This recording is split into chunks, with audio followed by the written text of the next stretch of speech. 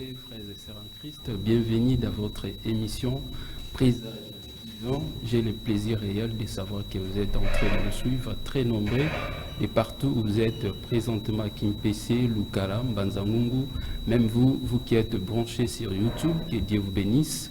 Nous disons un grand merci à notre sponsor Jésus-Christ, lui qui nous soutient chaque jour que nous venons à votre portée. Et un grand merci à tous les membres de soutien de cette émission Présage Vivant, mais aussi à vous, très chers téléspectateurs de la RTCJ. Nzambe apambola bino esika nyonso bozali kolanda biso na pokwa lelo. Nous sommes en direct jeudi 24 février 2022.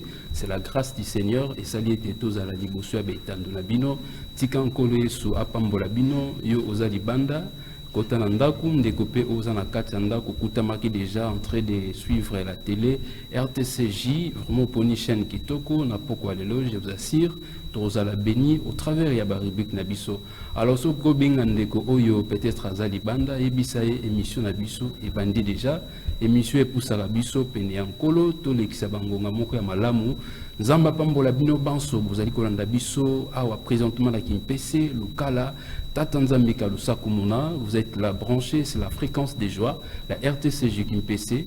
Je dis un grand merci derrière les caméras. Je vois Naomi Mouyombe, pardon. Et puis depuis la régie finale, celui qu'on appelle Denis Tonda, Simbote et Paya, messieurs Gister Obeda Silva, sans oublier Papa Pascal, Rostan Mikado et toute l'équipe de la RTCJ.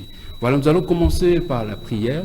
Tobete lo sambo ya onde singaka avant nyonso nzamba fungola nzela pour que mission e ba pambola bande ko nyonso bazali kolanda biso ya tendance confondi nyonso ilo banzambe ki para mutute ozala musulman ozala église des noirs ce qui esprit de Dieu a touché na mutema oko résister. Alors bisiko zali kanga misu ndeko na ngato bondela. J'aimerais dire à quelqu'un mona ozali lelo ce qui au kutami na pokwa lelo ozotala biso eza grâce à nzambe. Soza compté parmi les vivants na tongo topé na pokwa lelo nzamba a sélectionné biso tozala parmi les vivants, c'est sa grâce qui nous suffit. Alors simplement le bas merci pour notre souffle de vie nzamboyo abateli biso ta tongo kino na pokwa lelo tobonde libisika tozali.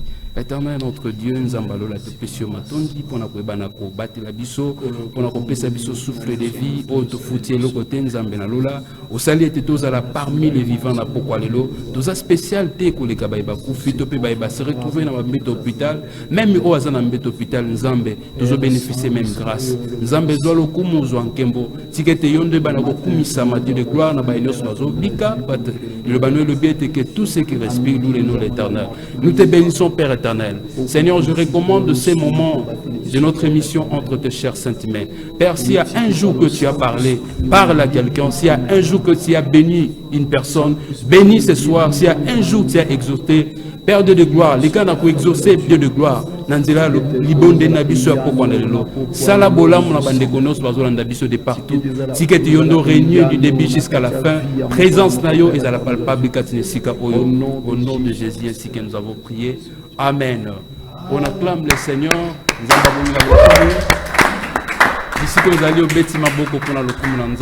Voilà, c'est comme ça, nous sommes déjà là dans sa présence. Sentez-vous à l'aise de partout, vous a cimenté la fréquence des joies. Et c'est nous à la gabiso toujours partager na bino esika nyonso bozali. Ata ozobela, ata makambozo tungisayo, tikana ebisayo nzamba ebio. Espoir ezali pona bazo pema. Voilà pourquoi na lobaki nyonso azopema esengeli okumisa nzambe. Ata maramozo simbate nzamba ebi. Ayebi ba projet oyo asala o déjà ici a tcha déjà na ndelo na yo. Ndima kaka okomona yango. Alors je m'en vais là où se trouve notre ingénieur Denis Tonda. Je vous reviens juste à quelques secondes pour que tu aies une rubrique qui a tu le mérites. C'est parti.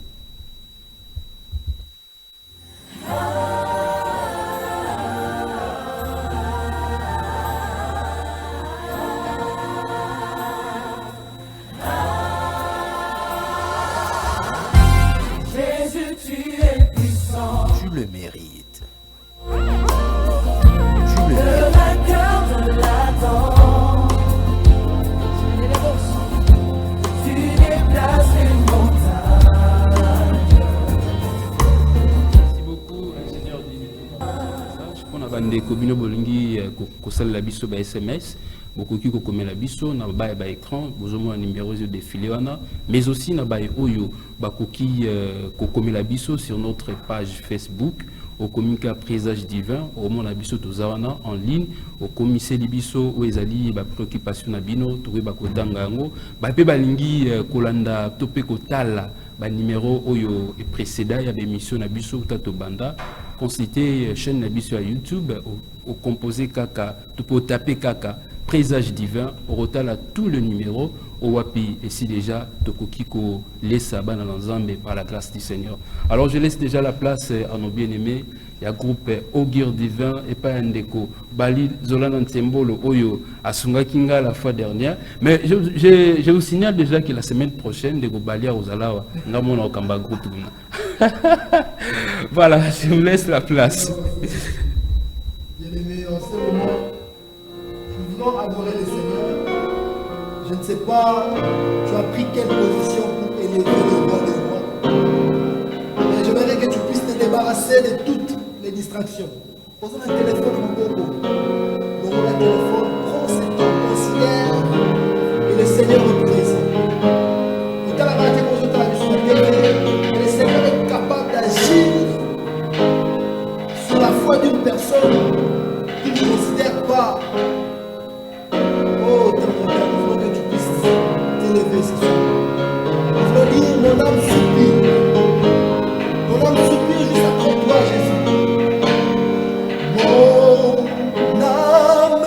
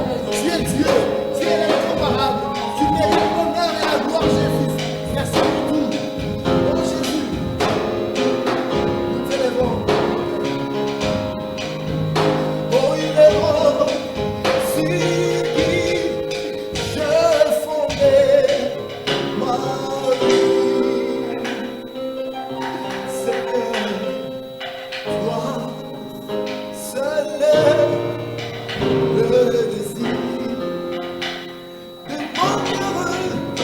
de mon cœur, je vis pour t'adorer.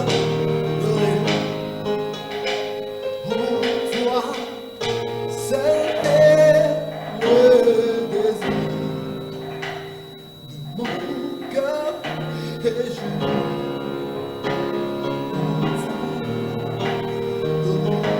Tu peux chanter avec moi. Toi seul est le désir de mon cœur et je vis pour t'adorer. Oh, toi seul est le désir de mon cœur et je vis pour t'adorer. Est-ce qu'on peut acclamer très fort pour le Père? On peut pousser les cris de joie. Il mérite l'honneur et la gloire et la louange. On compte à Kokani ensemble la mission. Abandonne le Kembo. Alléluia. Voilà, merci beaucoup, c'est la fin. Effectivement. Voilà, merci beaucoup. On acclame encore pour le Seigneur. Wow. En tout cas, le Seigneur Makasi Yakozala Bana Nzambe, Bible Lobby, il est doux, agréable. Bana Nzambe va demeurer ensemble. Alors ici, Kabodon Dabiso, Nzamba Pambola Bino. Merci pour la confiance, Bopé Sarabiso, qu'on a des missions chaque jeudi à partir de 18h. To Kebisika Denito Nazali, Abim Sabiso na rubrique Oyo, ya tu le mérites. Et puis à côté Sabiso, la deuxième rubrique Nabiso, Oeza Bel Bien, belle réflexion. Voilà.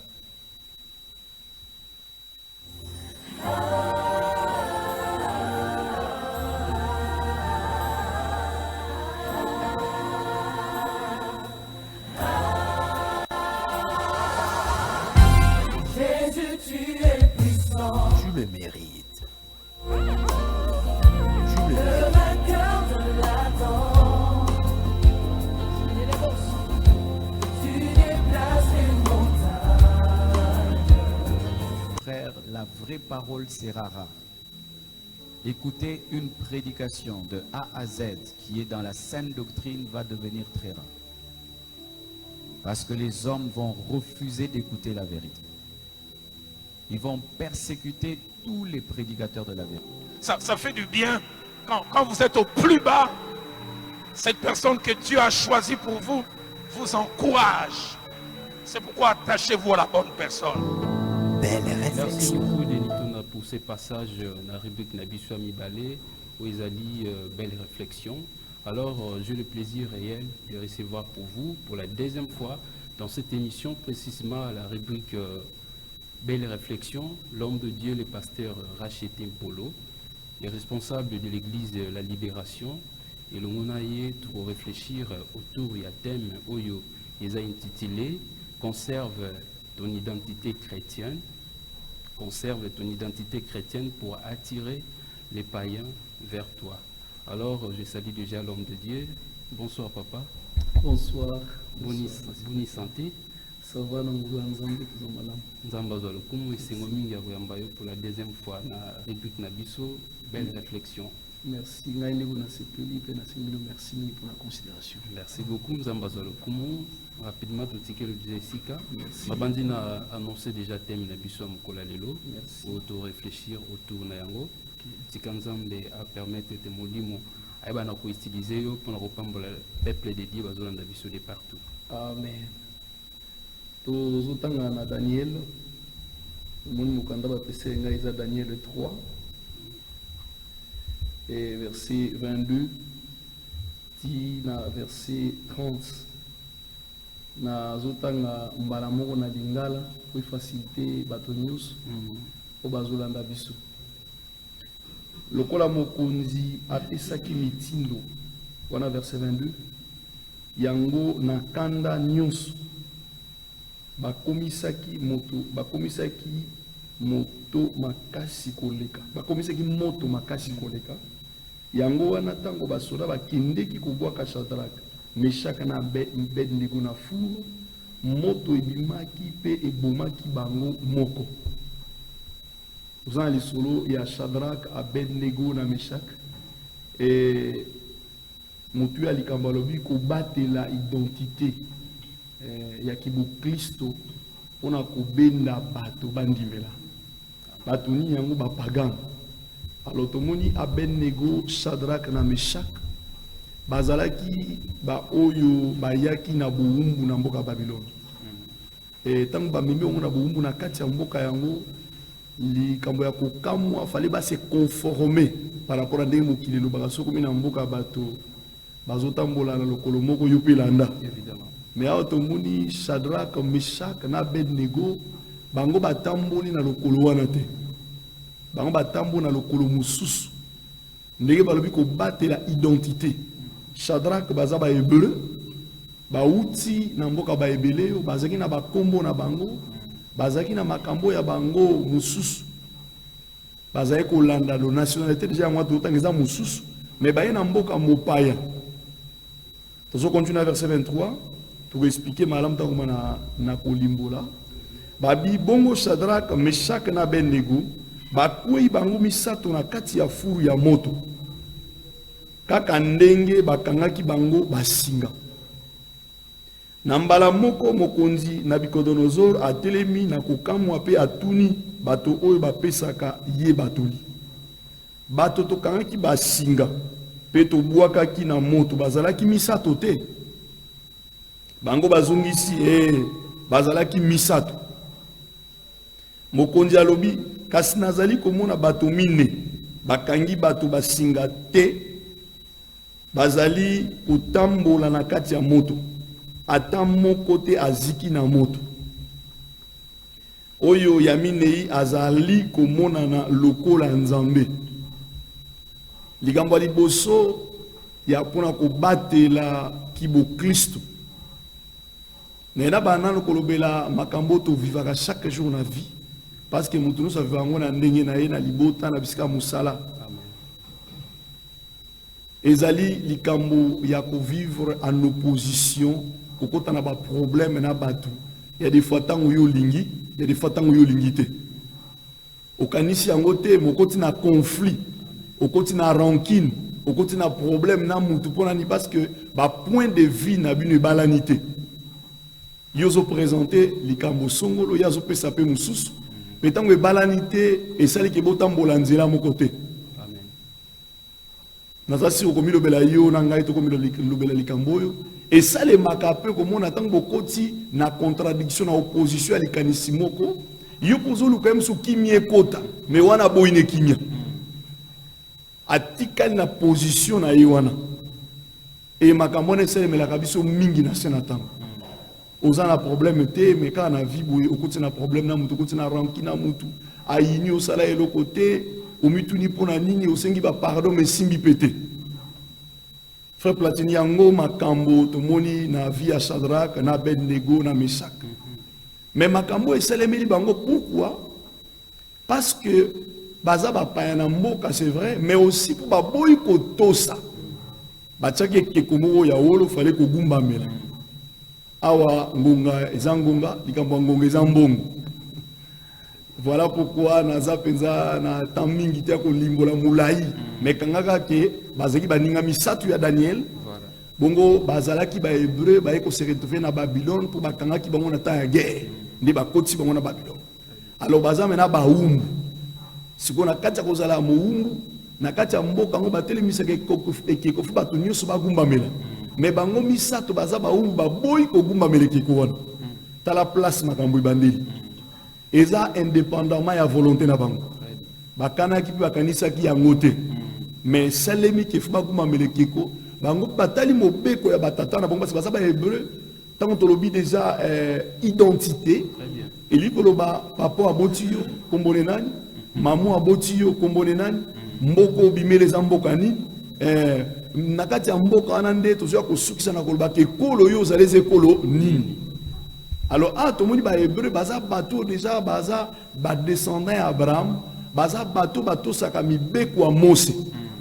Si ko baza en face ya likambo moko Mose si aloba bambuleleka boko koguma melanzambe mususu te siko bakomi na mboko bacheke kofuba guma melanzambe kotoyo baza baumbu kotoyo na kozalaka muumbu il faut battre la paix identité ya kozala bana ya nzambe ba descendant ya Moïse na ya Abraham alors tomoni so baboyi kotosa fu baboka bongo na moto moto eli koloba liwa parce que na moto faut kufa fu wana ba osofa ngomba lebele tomoni mokunzi alaki na kanda bayebisi bango kelelo ebeta po bagumba meleke ko baboyi nalobi bien kotoyo liwa soki baboyi kotosa fu bakende na moto kotoyo mobeko ya nani ya batata na bango fu batosa soki batosi te babuki mobeko ya nzambe ya batata na bango liboso ya biloko mibale oyo nini fale basala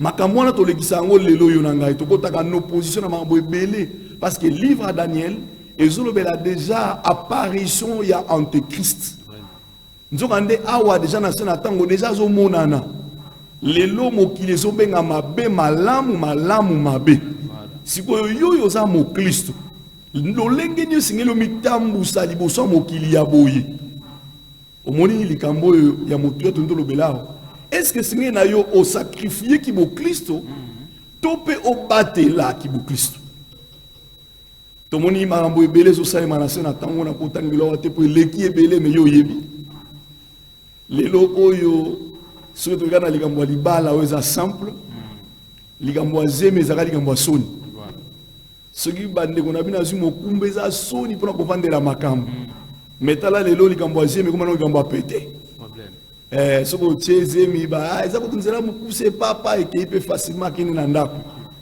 lelo oyo tala bafiance bamabana nde ezokabwana mpo bafiançai eza ebandeli eza malamu te mambo ebele ezokota ya mabe na kati na yango ntango ozoloba na moto tala kobo eza mabe bo eza mabe ondima ta mono te wana eza lokuta mais bibliquement yango wana nde bible elobi makambo wana bible elobi eza lokuta te eza solo mais ezokota na bitumba na makambo bibili elobi na yo na ngai ta bakretien sika totala comportement ya bandeko oyo face ya même problème koto bible elobi kosala te koto balobi na yo sala koto bible elobi soko tosi tala bavantage mais koto bible elobi na yo kotosa te tala babiloko ekomeli bango na par exemple la frère moko na Kinshasa tozala kosala na ye mosala esika moko anoki nosala ya des fois na ville so akomi na ville likambo nde bana kosalema banda ya kozwa mingi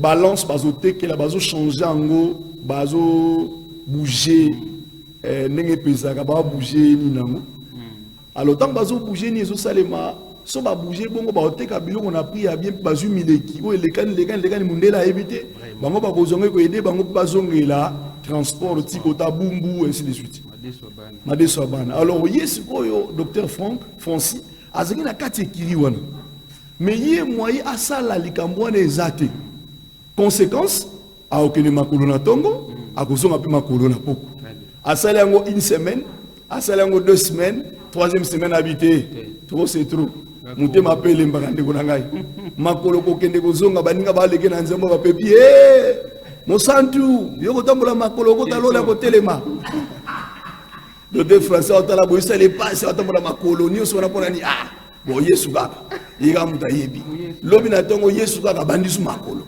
suka motema elemi ndenge bible elobi bamauvaise compagnie bayaka toujours kobebisa babonne mers et frère Français alembi mokolo na ye mpe abitenga mpe lelo na degrene nanu balance mpona azoma mileki na kotambola makolo te makolo elembi jésus mpe sala ozosala mpe bikamwa te alors te malamu kaka na cd frère na cd alandi bato jour yango aderegle mundele abetaka tour te abeti tour ntango abetika tour boye kokuta frère Français avec toi Français ça c'est quoi ça frère Français azangi maloba akokoloba te mbala liboso kaka ndenge na meka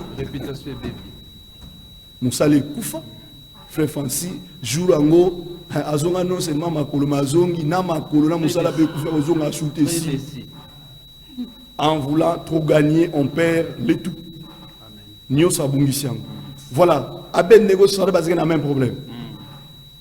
Kotoyo, il faut bateau samibeko, mokonzi à lobby. Et puis on a kanda. Babo il koto ça. Pour na mobeko à Moïse, batata na biso baloba ki na biso ko sale maté. Et puis yo ba koto ça na bango na Daniel.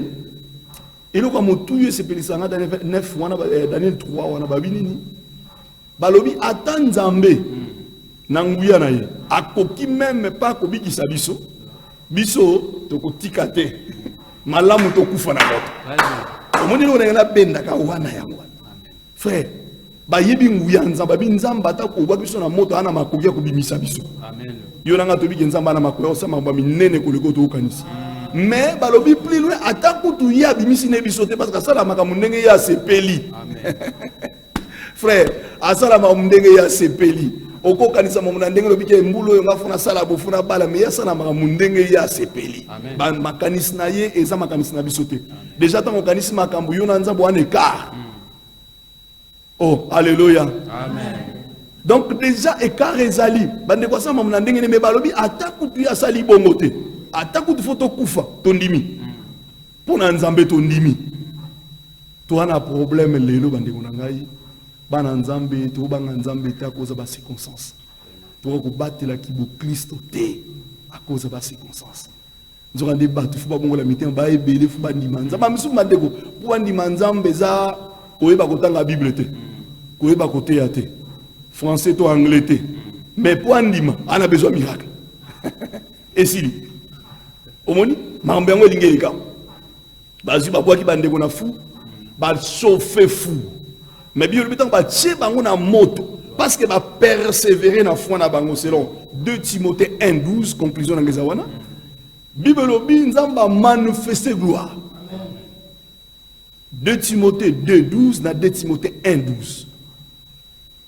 Nzamba manifester gloire parce que faut pas régner na yeba tché na moto ba soda ba bwa ki bango bango mona ba ziki. Ligambo lekeli mukonzi yango na liboso. Ba chauffer fou. Koleka mala sambo batu baza kuna na kati bakota ki misato bakomi bakota ki baza ligoté mais bakomi ko tambola na kati ya fournaise elekeli na lobi bien eloko elekeli ba soda bake kotika bango misato baziki bango bakoti babuaki mo baza ligoté mais bakomi na kati ya kofungwa ba tambola na kati ya moto. Wow. Et le misato elekeli mukonzi bakota ki trois n'est-ce pas? Oh oui, mais nous sommes na quatrième mutu. Quatrième mutu na za loko la fils de l'homme, c'est Jésus. Ezaki mbala moko yepo to ke musikate. Et to monike biloko misato wana elekeli mukonzi. Pourquoi? Parce que ba batela ki bunzambe. Amen. Bandeko sokozo batela bunzambo za frère occasion te sœur occasion te.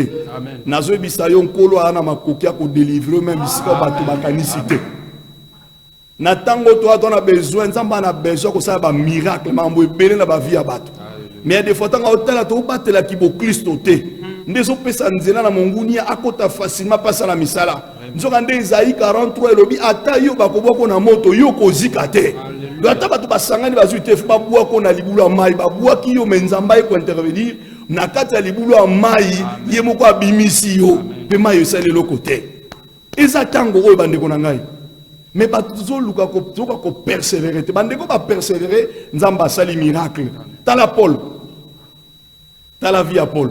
Déjà bakangiye bakene na mai batie na mai bazokende mais na kati ya mai ba complace bakitele mwa mbonge wana esale maki Bible lobi nyoke sani et suye le sumo malili wana ba bata manyoke so bia muto azaki na muto masumu omonde ke nyoka zuye aki na muto masumu ba mutolo ba kezaki solo kolanda biloba lo ba batute kolanda makamba bilobela batute o Yesu za inutile o Yesu za pamba tuna biso betolo masolo a Yesu mambo asala tuna biso betolo mambo a Yesu. Et l'obi na sosande komona matanga na batu mi bani ya existence à Jésus baso entraîner ba kolite bele simana bango mais tango balingi ba kufa baluka biso basala Nzambe to no sambela bona bango amen akomondi ma Jésus amen banda ko wanga na ye kolanda bilobela batote bande ko Yesu azali soko ndimela Yesu ndima ka azali tana ozana bitumba ndenge nini ko cedete batela ki bo Kristo wana Nzambo akota kana makambo bato bakolemba na kokota wana Nzambo loboko neleka na bisika loboko ya moto ko kota te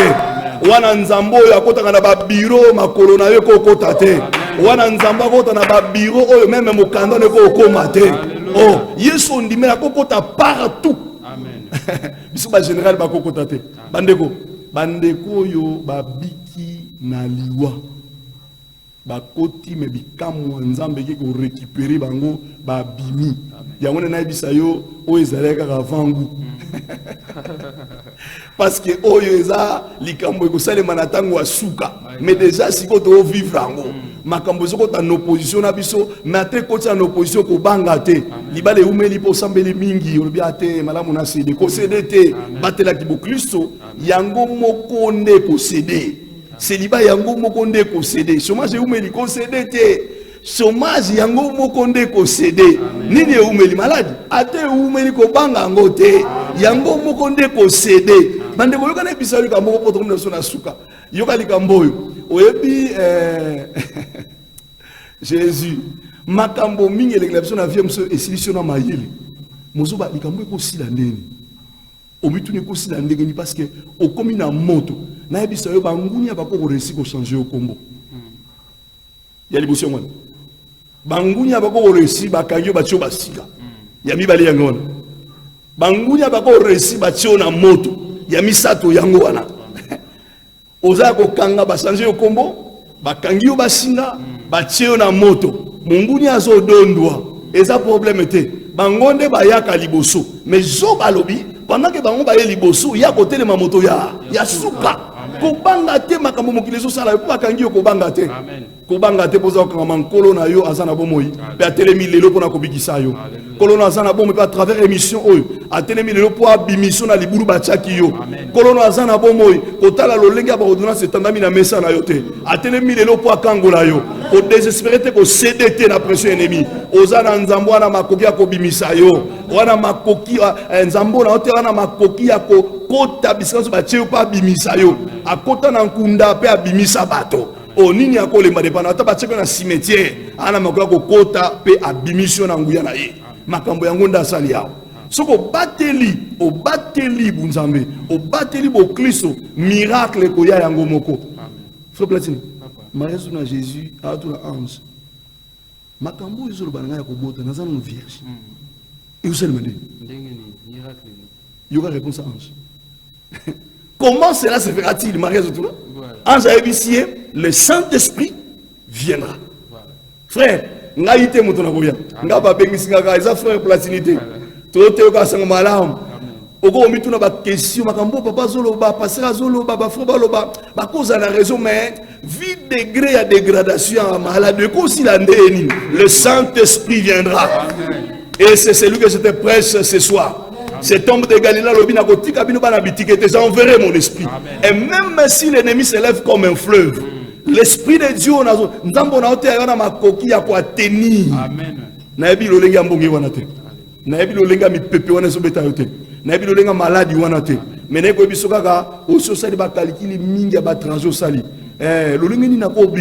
Le Saint-Esprit viendra sur toi. Alléluia.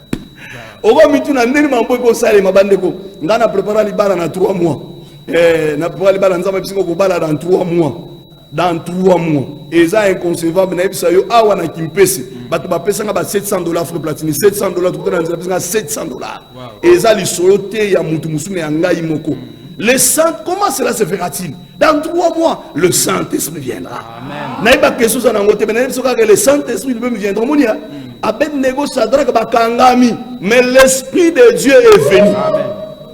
Tango yé mokonzi akombe émotionné alobi te na mona te tango ekoki bangunya bakango baloba nanto mona makambo te so na nzambe foto sa nzamba tata oyo ya nzamba mama oyo o bandeko o maka bible bayeba bayebi yo osambela ka mikolo nyonso chaque jour bayebi yo kendaka veiller jeudi jeûne osalaka chaque fois prier dimanche aux angakate kochula ba ochulo bino bolela ba église bat mabende bino problème était frère c'est siko bat ba mona ko kenda ka église mutuno yo frère bali yango na mataka ngambala namba na bisaka nzambe te fo sala bat ba mona na église na zongaka après ce que bat ba nzamba ngwa selaka atinga mayibo ngini ngwa selaka te bat bana beso ba mona nzambo selaka bongo azaka na makoki ko sala makambo bango bakolemba.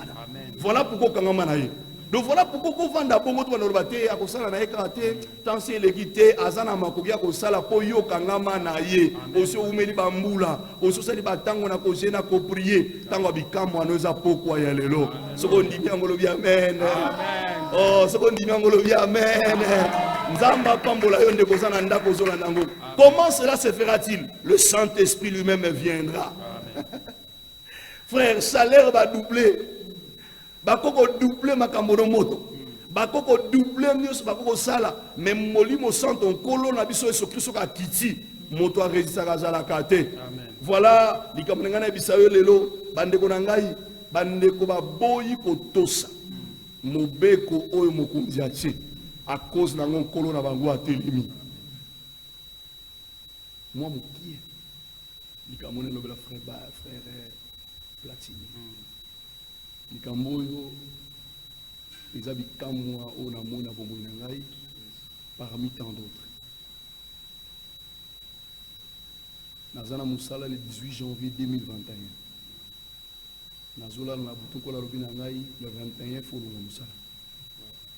Soko longa musala te na kubikisa yo. Mais na kubikisa lo musika. Le 18 janvier 2021. Si je me trompe, c'est un dimanche ou un lundi. Avant le 21 à 18h, tika musala. Soko tikite na kubiki so me na kubiki selo musika. Ozana nzela musufu olanda. Nzela ni wana susu. Na kena musala le 20 le 28 le 27 na komi nzamba bisinga le 21 nzamba bisinga lelo avant 18h tika musala. Na résisté 8h 9h lelo avant 18h tika musala. Ah Nabisi mukonzi pona zuma mukena ndaku pona zamba mbo sabisinga ni yokelo saba kile bazebele ngabite fona zuma. Ah na otala banka mwambo mona zwaka nakubika ndeni. Et na winzi n'explique madame nangai na zo sambela na musala nza place na sambela. Bande ko pour persévérer bien, il faut zala moto mabondeli. Bande ko ba bateli mobeko mais aussi bazeki bato na losam. Baninga Daniel. Tala Daniel za ko sambela. Basi babiki na liwamba lebele. Mbala moko to mbala mi bale bele ba boma bango pa mokonzi. Omoni na epa mo sanga na bisie papa maman nangai chérie nzamba bisinga na tika musala lelo avant 18h côté de l'émission. Soki ta kobikisa ngame kobikisa nga musika azana musala musufu na sala chérie bisingai na bosa ko tsuna musala zata na sambeli nzaba bisinga soko bisi mwasi na ya kondima boya kana longo musala mais soko yebisi le lo kondima bongo bana na nga classe nga mona zongo en charge vi na nga ndako na ko en charge na ye na winzi bisi madame andimi na sa lettre de démission na wenzi lola zo kangai na wenzi na sa lettre de démission na gena kotsina musala. Dans la côté de Moussala, il est dans le Mikolo, Mamambouikoui, le 28. Tant Mamambouikoui, Batonius Babia, racheté par une prison. Nzambe à côté de la Makambu, où est Bananaï. Et le Kanzamba délivranga na ndenge na ye. Naza sembote, Naza ona kokite, menangolo Nzambe. Nazo mekanzamba côté langa ya longisangai. Nabima saint sauf. Nakata likambo ekuyela biso na musala eti lo sa ela nzambe bandeko ndako na banda kufutela moto na kufuta ndako na moto mususu na mona ena note bwana misu to solaka na circonstance ngo na ko betula ko sambela kaka sambela ka pona boyesili na bana futelo ndako likambo grave ezate na bana futelo ndako bana nzambe yengo ba ko en charge ti lelo ndeko mwa tuninga frère inane osala kate a ezana ko sana na demo yango na ozela inane Yesu azali mwa mafuta na ezo sala bandeko soki atoka ngama wapi nzamba capable akubimisa yo lelo lobite na bibien lelo oza mwana ya tata na binote kingandi mandiango to Jean sukinani yo kazo bisa Yesu tala ndenge fubu samba notre père qui est sur le ciel tata na wazana mabelete azana na dikolo siko tata na zo kateli abisoko kangi mutimo bateli malako puis maloba na ngai sengani uzanango posa na kopeso yawo. Comment cela arrivera-t-il? Le Saint-Esprit lui-même viendra sur toi et à coopérer par miracle. C'est pour dire que miracle les a domaine en gâté eza domaine à frère Balite et à frère Nangaï Balite ni frère Nangaï Platini mais ça likambo nzambe ye moko asala ngona moto ya lingi pourquoi le temps musu yonda poni yonda lingi asala bikamo yonda poni yonda lingi alongola na kufa yonda poni yonda alongola na malade yonda poni alongola kati ya ba célibataire kotala bilobela batote tala nkolo na zote ayo abimisa Shadrach abimisa Meshach abimisa Abednego na kati ya fusulu na moto babima sain et sauf pe ba reconnaîtra que nzambe wana ndaza nzamba solo nzamba bibe ndaza nzambe ya solo ya wana sepeli na yo to sambela na yo ensemble to yimba na yo loyembo oyo. Merci beaucoup. Avant tout, aux Zungino Bissika de Nito Nazali, merci beaucoup à 306. Nous avons vraiment osé insister. Biso pana biso comédie biso. Merci vraiment pour la bassine de Vinayo. Au côté en direct, au salut biso SMS. Totanga, ou soit au bing biso après émission. Peut-être aux ans pour ça au solana Moussana Nzambe. Au bing biso après émission. Aux Zungino Bissika de Nito Nazali. On a côté biso na rubrique na biso ya OEXOS et permettre biso de bonne la et l'on a bande de poison de biso. Écouter une prédication de A à Z qui est dans la saine doctrine va devenir très rare. Parce que les hommes vont refuser d'écouter la vérité. Ils vont persécuter tous les prédicateurs de la vérité. Ça fait du bien quand vous êtes au plus bas. Cette personne que Dieu a choisie pour vous, vous encourage. C'est pourquoi attachez-vous à la bonne personne. Belle réflexion. Mon Dieu, à toi la grandeur, la force et la magnificence, l'éternité et la gloire, car tout ce qui est au ciel et sur la terre t'appartient. À toi, Oh, exauce. car tu t'élèves souverainement au-dessus de tout. Merci beaucoup Denitona, merci beaucoup Binonion sur besoin d'Abisso. Le ticket Sikan, de Kobisiko Ozali, je vois vraiment un moment au sérieux à Kobonde le nom d'Abisso, nous allons visiter au Papa Totiki. Est-ce qu'il peut y pour quelques minutes de prière? Merci. Ozo bondela elongo na ngai to elongo na biso s'il vous plaît. Bangana kotonda nzambe wasali bikamwa na vie Abednego Shadrach na Meshach. Bazaki baunu mais yo zana kati mboka na yo. ICP yo pe oza mopaya na mboka oza congolais te. Banda ko bisa nzambe nanu merci pour la grâce asali yo kamaloba oyo. Nzambo na bolingo na ye asali yo za netando na yo polanda. Eza azarte. Kota le bela makambo eza en opposition à foi na yo. Kota le bela makambo eza en opposition à désir na yo. Kota na mambo bela eza en opposition à kozela na yo. Eza azarte. Frère na nimile eza azar. Yango remercie nzambe pour na oya lobeli yo. To bonde na kombo na Yesu Christ. Kolo merci. Moment où pesi biso ezaka ngolu. Toza ba extrater nzambe na nguya. Toza ba yo kolo na nguya ba sengeli kaka te pe. Mais tozuka ngolu ya koya liboso na yo na moment où. Kolo yango na Père éternel to remercie pour na maloba na yo. Olobi soki to persévérer na Timothée 2:12, nous régnerons aussi avec toi. Oh alléluia. Ceux qui doivent persévérer, Père, nous allons découvrir qu'en plus, ils ont makambo ebele, tala makambo okutana nango, tala makambo olekisa. Yahweh merci pour na maloba na yo. Mbala musu tozo linga, mais makambo ezo ya à l'encontre ko linga na biso. Mbala musu na posa kotosa makambo ezo biso kotosa te. Mbala musu na posa ya kolando zoloba, mais ça na makambo ezo biso kolanda te. Tango tozo landa te, tango ba vie na biso zo beba. Merci pour nous sauver la biso. Merci pour nous ôter la biso. Remercie au Père éternel. Remercie incomparable à Dieu d'Israël. Merci Saint d'Israël. Merci pour la maloba au Père éternel à Dieu. Merci Zambaloula Zambela Bobo. Merci Zambako pour moi Père éternel aux amis. Nous remercions au Seigneur Dieu. Nous remercions au Père incomparable à Dieu d'Israël. Au nom de Jésus-Christ. Merci Père éternel. Bible Bisso. Que celui qui est dans la joie chante des cantiques. Jacques 5:13. Mais que celui qui souffre prie. Frère, les assemblées au salaire, tu souffres. Si quand ça l'assemblée, tu souffres. Et la Bible c'est mieux prier. Prier, prier.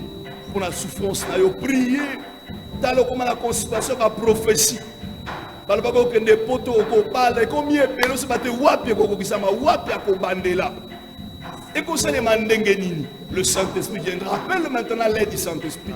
Benga lisungi ya nzamba ya kosuka yo tobondeli ya lelo alba kotiko mwana etikete alba kotiko bongo te na kotinda molimo na ye yenda ko ya kosikola yo yenda ko ya kofungola yo yenda ko ya kobikisa yo. Alors là où il y a le Saint-Esprit, c'est là que règne la liberté. Oh, molimo santo sikola yo molimo santo fungola vina yo molimo santo abikisa yo bisiko zali bisiko zolanda biso. Oh, merci molimo santo. Oya nyukwamila ba problème obasi baligota sali bambula ota ofungola elelo ota fungola lelo ota likamona ya sikula mono de Jésus talande ko basala liseno skala moto talande ko sba kwa kene skala moto ozela kata motema basba tenda tena ya kokufa au nom de Jésus Christ. Oh, on a abondé le Seigneur Dieu afungwa masika sba tsaki ndelo sba tsaki kata na au nom de Jésus. Et là aussi limite nous sba tsaki ndeko basero skala ke fungwa basero skala ndeko na ye fungwa basero skala ndeko na ye fungwa talande ko nzamba. C'est vrai que c'est vrai que yokela ye mawa otatikaki ya wewaza kolanda yokela ye mawa zambe bikisa ye na bozambe na yo zambe zongisa na nzela na buya na yo au nom de Jésus Christ. Au nom de Jésus Christ. Oh, merci Père éternel. La Bible déclare, si le Fils vous a franchi, vous serez réellement libre. Ce n'est pas racheté, ce n'est pas platini, mais si le Fils de Dieu vous a franchi, vous serez réellement libre. Père éternel, merci. Na présenta kindeyo, na lobela kindeyo, totali sindeyo. C'est toi qui es la parole faite de serre. Merci Père éternel. Bislabatomi balemi sato basangani. Yozala katina bango. Apocalypse alobi na tango ya suka. Ozana katina bango avec une robe teinte de sang. Oh alléluia, j'aime ta présence. Une robe teinte de sang. C'est ça, c'est ce qui représente l'œuvre de la croix. Père éternel, tu ne tiens pas autour de nous avec une robe simple. Non, avec un vêtement teint de sang. Pas avec n'importe quelle robe. Pas avec n'importe quel vêtement. Mais avec un vêtement teint de sang. Oh alléluia. Oh alléluia. La Bible déclare, vous l'avez vaincu à cause du sang de l'agneau. Merci Saint Israël.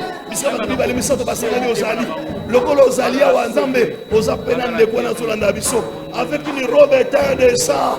Oh alléluia. Merci avec un vêtement teint de sang. Merci Père éternel Dieu d'Israël. Oh robe se représente miséricorde nayo. Robe se représente grâce nayo. Guéris mon frère qui est malade. Guéris ma soeur. Guéris mon frère. Guéris au nom de Jésus. Merci Père éternel. Merci. Merci Seigneur Jésus. Amen. Zamba Pambola Bino Bilibila le Seigneur. On acclame pour le Seigneur. Zambé Aza merveilleux. Il est le Dieu qui fait au-delà de l'imaginaire. Aza tellement merveilleux, Bilibila le Seigneur. Zamba Pambola yo, pasteur racheté. Pour ça, vous catatez, mettez Vengonga. Un bandé pour vous en d'abisso. Bali, prochainement, tout continue à thème Oyo. Mon peuple en Zambie, Pamboli, Moulimo Monsanto, de Kaboussala, Minen et Katina Bavi. La Bible dit si tu crois, tu verras la gloire de Dieu. Voilà, c'est très important dans Zambie. J'aime ce que Paul dit dans 1 Corinthiens 10, verset 23. Alors, tout m'est permis, mais tout n'est pas utile.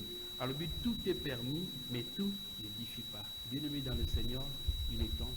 La conscience nous est là. C'est prise de conscience, Maté Aboni. Moi, dans Zambie, est-ce que c'est au Pedra déjà identité nayo?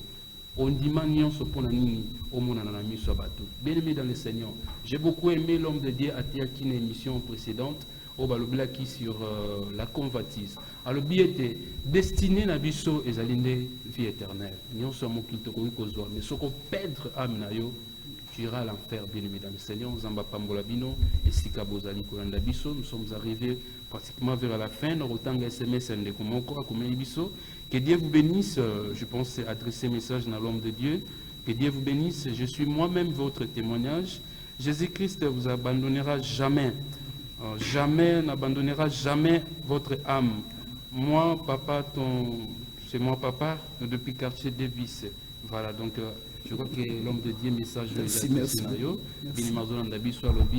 témoignage par rapport au lobby à Moussala. Que Dieu continue à vous utiliser puissamment pour que vous ayez vraiment un instrument pour l'édification et la perte de Dieu. Voilà, je m'en vais là, se trouve Denitona pour notre dernière rubrique, News Please.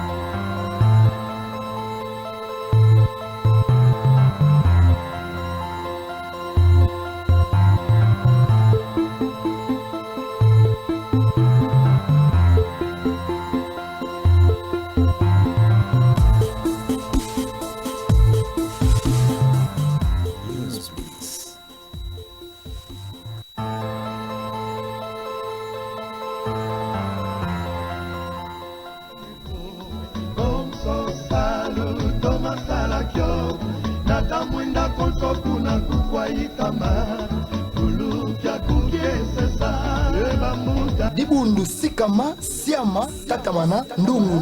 La paroisse CSC Kimpesi organise une campagne d'évangélisation.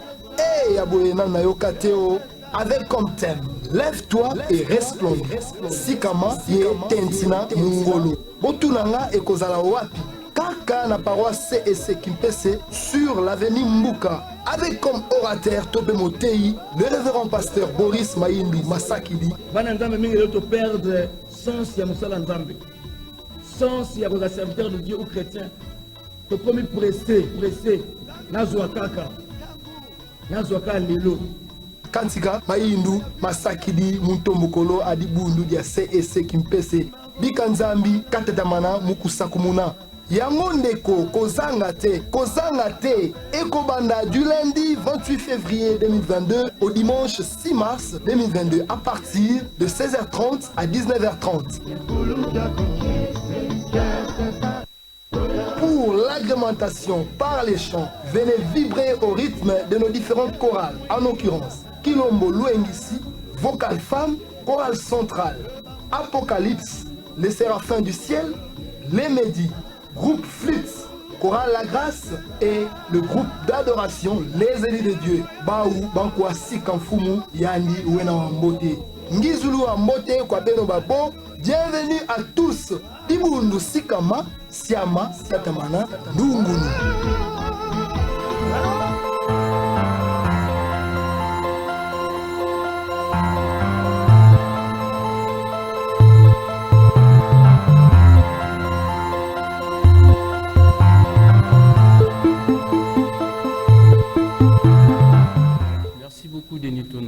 Qui News Plus, notre première spot concernant l'église CSC, on va organiser campagne d'évangélisation. Je pense que Tolandi Ango, tu commis vraiment dans Souka. On appelle si le papa Frère Bali pour le programme et groupe, s'il y a quelques news pour cette rubrique. Frère Bali. Merci Frère Bali pour la parole. Premièrement, je remercie l'homme de Dieu, le pasteur Rachid Mpolo, pour le message. Vraiment que le Seigneur continue à vous bénir énormément. Et deuxièmement, j'allais remercier toutes les personnes qui pensent à soutenir cette émission Présage Divin. Nous avons dit la fois passée que l'évangile est gratuite, mais l'évangélisation demande un peu de moyens. On est tous les gratuitement, mais il faut quand même quelque chose. Je bénis le Seigneur pour les papas et les mamans qui ont accepté de soutenir l'œuvre du Seigneur à travers cette émission Présage Divin. Chaque fin du mois, on peut quelque chose pour soutenir Lusso, pour continuer pour les Kalaba TV, pour que vous pas m'en. Alors c'est pourquoi on allait aussi lancer un appel à toi qui es en train de nous suivre en ces moments, ceux qui aussi mamie, vous venez soutenir l'émission Présage divin, le rôle à papa, maman, bandima, vous soutenir l'émission chaque fin de mois. Tu vas dépenser des dollars, des millions, non. Le paix que tu as là, tu peux l'investir pour l'œuvre du Seigneur, la place où nous repère dans le monde, la place où donc, notre numéro est là sur le bas de vos écrans. Ceux qui ont besoin de contacter Bisso, au Tuna, qu'est-ce qu'il faut, au connaître Bisso dans le numéro dans le bas de l'écran, ou sinon, au contacter Bisso dans le compte de Facebook, au Komigara, émission Présage divin, nous sommes disponibles pour nous répondre à nos préoccupations. Pour nos sujets de prière et de soutenir spirituellement, n'hésitez pas à nous écrire sur le même numéro ou sinon nous écrire sur notre compte Facebook. Nous sommes là. Merci pour le témoignage d'Abino. Continuez comme ça là. C'est pour la gloire du Seigneur. Vraiment, nous sommes ensemble. C'est pourquoi je remets la parole à Frère Platine. Voilà. Merci beaucoup. Béni au travers cette émission, on a rubrique Nabiso, Zamba Pambola Bino, nous saluons maman Déborah Polo depuis quartier des Bis et papa Tony Mwambaye, Mtavanda Robenga Biso, a fait témoignage à papa. Zamba Pambola Bino, Binonion Sobolandi Biso, nous disons un grand merci à Denito Nazarek na régie finale, au four et au moulet. Et merci aussi à Naomi Mouyombe à Sungi Biso derrière les caméras. Merci à toute l'équipe de la RTCJ, côté technique, dans la direction Nyonso. Zamba Pambola Bino, Bino Nabiso Tokutani dimanche pour la rediffusion. Baba Olanda Biso à partir à 12h. Et jeudi prochain, la même heure, même chaîne, même émission. Alors d'ici là, portez-vous bien. Que la gloire de Dieu soit sur vous. Au revoir.